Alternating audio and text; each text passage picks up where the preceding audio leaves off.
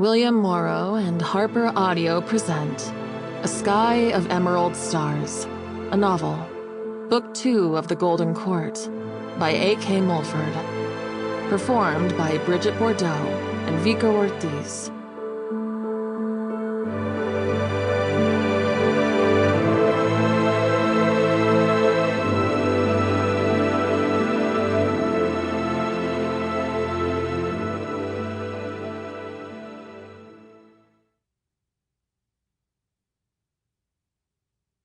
A note before we begin.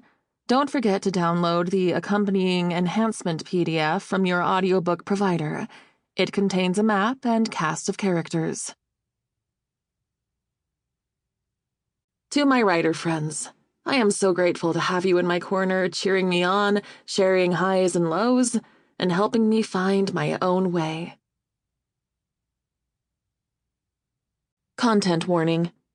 Death, violence, BDSM restraint, mild, blood, gore, grief, brief mention of sexual assault, not on page / not main characters, transphobia, misgendering, war, monsters, as well as sexually explicit scenes.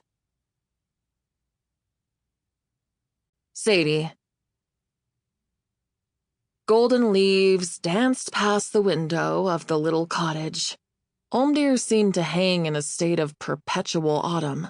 In Highwick, it would still be summer, and, though I wouldn't admit it to anyone, I missed the bloom of flowers, the scent of silver stones baking in the sunshine, the iced drinks and bounty of summer fruits, all while lazing in the shade of the forest and swimming in the streams.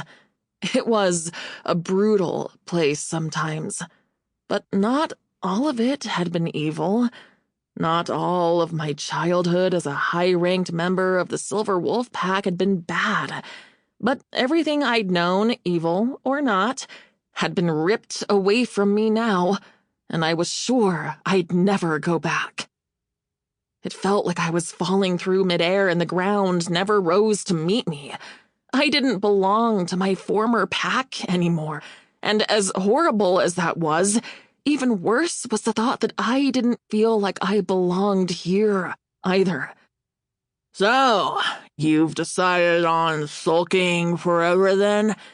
Maze asked through a mouthful of lentil stew.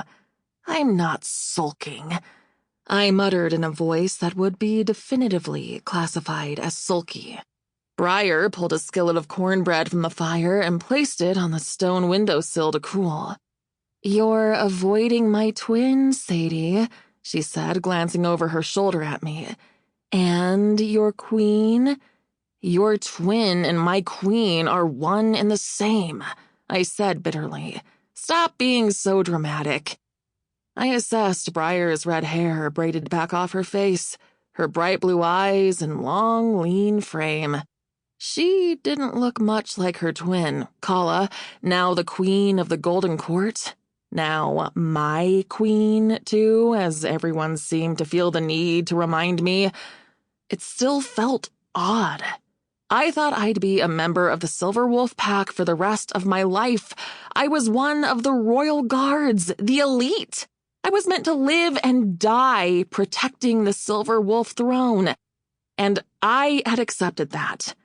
Now, I wasn't a member of any pack at all, but rather a court, one comprised of both human and wolf. It was a good change, and yet it still left me reeling. Was it possible to miss something, even if it was wrong? Everything felt tight as a bowstring. Every day we waited for King Nero to attack and the war he promised to begin in earnest. But there was nothing but silence from the Damrian border. When a wolf is silent, that means it's hunting.